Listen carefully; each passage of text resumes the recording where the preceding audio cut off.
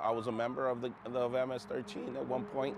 Alex Sanchez is a former Los Angeles gang member from Mata Salvatrucha, otherwise known as MS-13, who, like most people in the U.S., says he's alarmed by the dozens of ultra-violent murders carried out recently nationwide by MS-13 gang members.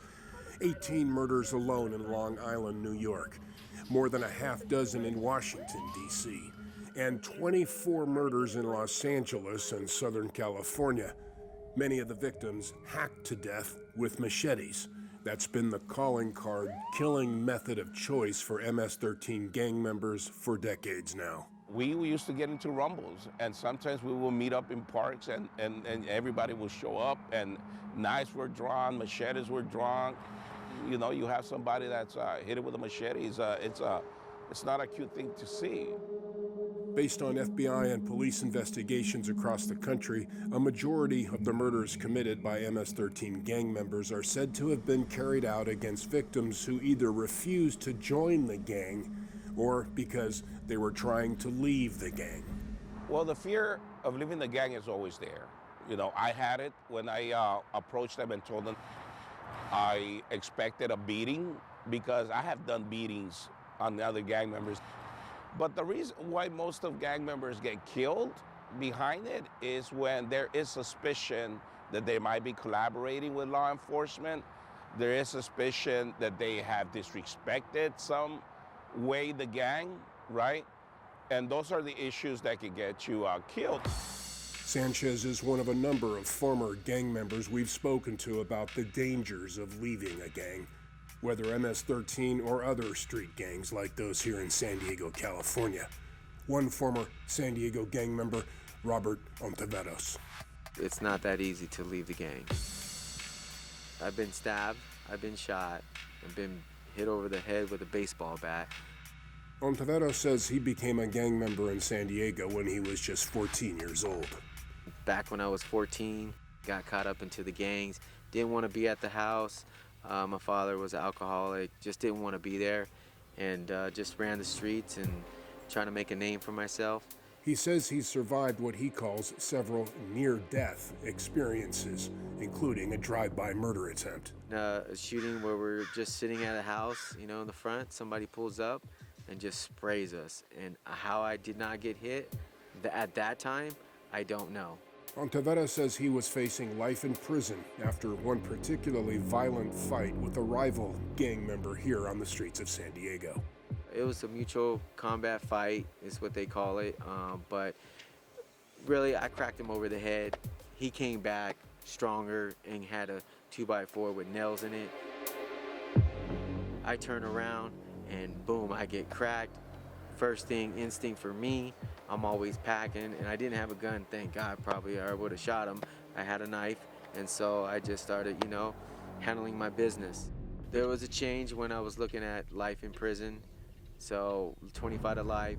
He says he was lucky to receive an early release from prison at the age of 20.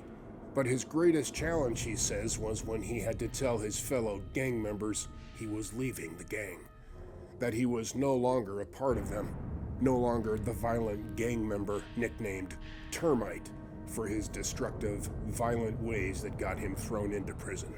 When I had got out, because how crazy I was, they expected the same Termite to come out and be that violent, that crazy person, but I did tell them, say, that's not me anymore. And how did they respond?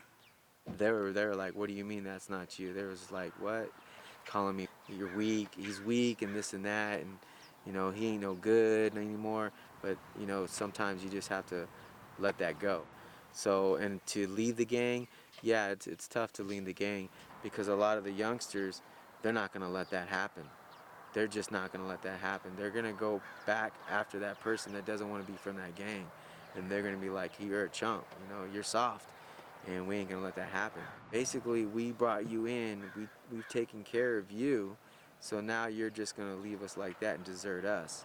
So it's just not that easy just to be like, all right, I'm out, I'm bouncing. After I had your back, when we got jumped and I backed you up, I put my life in jeopardy for you, and then now all of a sudden, it's loyalty. Now all of a sudden, now you don't want to be part of us anymore. So it's like a family thing. And there is the story of ex-gang member in San Diego, Jesus Sandoval. Yeah, I was part of a gang, our local gang here in East San Diego.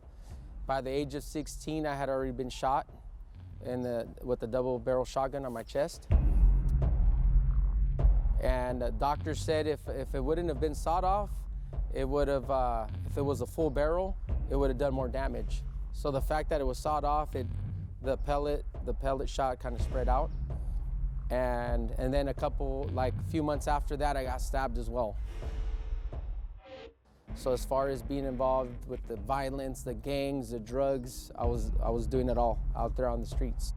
Sandoval says he was able to leave gang life on the streets by turning to religion, eventually becoming a church pastor, who over the years has led dozens of funeral processions for gang members killed in the area.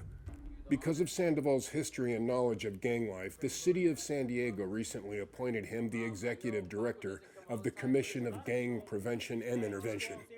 His mission? Helping young people leave gangs, or preventing them from joining them under pressure. One example of how he's doing this is organizing camping weekends like this one in mountains east of San Diego. I'm gonna catch my second fish. Where he and other former gang members mentor local youths as young as 11 years of age. We've been asked to conceal the faces of some of these young men whose parents and guardians fear they could be targeted by gang members. Often joining Sandoval is former gang member Robert Ontiveros, who now owns a successful credit card processing and merchant services business. And they get a prize. Presently offering $100 to whoever catches the biggest fish out here this weekend. It's stuck. Stuck on your boat! Does this count as a fish? They're youth that are on the fence. Some may be, affiliated, some may be jumped in already. And during along that path, the journey they're on now, our hope is to help divert that and to show them that there is another way. We're trying to give them something different to look at. I mean, these kids, they have never been out of the neighborhood. So to bring them out here into this lake and somewhere different in the mountains, it's something different. I believe that giving these kids a different perspective on life, that there's more than just the neighborhood. Kids like this 11-year-old. He says even at his young age, kids in his neighborhood are often expected to join a gang. And this 14-year-old says many kids his age are raised in families of gang members. Those are the ones that we are trying to save, because when you live in the neighborhood and you have family, it's like a cycle, because they believe that they want to be down for like their uncle's from a gang, so they're going to want to be from that gang, or their cousin, or their dad. So we're trying to break that cycle and say, you don't need to do that. How about be the first relative or first kid that in your family that goes to college and graduates or joins the military or does something different. So those are the ones that we're trying to actually work with, and that we believe that we can stop them before they get to that side of the fence. Former MS-13 gang member Alex Sanchez is the founder of the nonprofit Homies Unidos in Los Angeles, whose mission as well is talking kids out of gang life. Sanchez says he thinks MS-13 has such a powerful grip on so many youth today, ironically because of warnings about MS-13 by the current U.S. president, which Sanchez says only feeds the egos of MS-13 gang members. There is an ego in the gang that every gang member seeks, right? And that ultimate ego is to be recognized as the biggest, the strongest, the most gruesome, the most feared gang in Los Angeles. To have a president of the United States give a title like that to a gang as the world's most dangerous gang, it's that feeding to the ego of a gang. If the intentions were to have this youth be scared out of the gang, as a matter of fact, it's a recruitment tool and free publicity for the gang that the president is doing. Sanchez says the key to combating MS-13 is addressing the root cause of its evolution. MS-13 gang members actually started the gang in Los Angeles.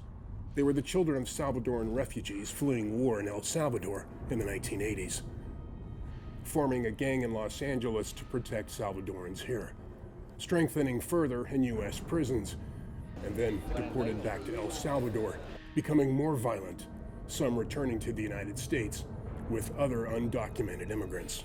Or every 10 years, you have this cycle of youth that come in from Central America, either fleeing, like me, from war in the 80s, from poverty in the 90s. Now we see people fleeing because of the violence that has escalated in Central America. It's important to understand the root causes in every society of youth who decide to join gangs. Gangs is an alternative to those who have been oppressed, right? And in doing so, they also become the oppressor, with other groups. The current U.S. administration claims there are more than 10,000 MS-13 gang members in the United States, with 33,000 other active gangs reportedly operating in the U.S., with possibly as many as 2 million gang members roaming the streets. Many die or end up in prison by the time they're in their 20s. Former San Diego gang member Rudy Arias operated as a gang member well into his 50s, telling young people today it was a big mistake. And how do you avoid it? For me, being a former gang member, 46 years from East Side, over 27 years in prison politics, gangs too. Now how I avoid it and how I deal with it, I just engage myself everywhere I know that there's something going on. I got no business there. I know where to go and where not to go. And if I end up somewhere and I see something that's not appealing to me and I get that gut feeling, adios, I'm gone. I'm not gonna stay around. I'm not gonna look at it. I'm not gonna be there to be a part of it. I'm out of there. For these ex-gang members, their greatest challenge is convincing young people to leave gang life or to avoid going down that path in the first place. How you come to terms to seeing to overcome that now.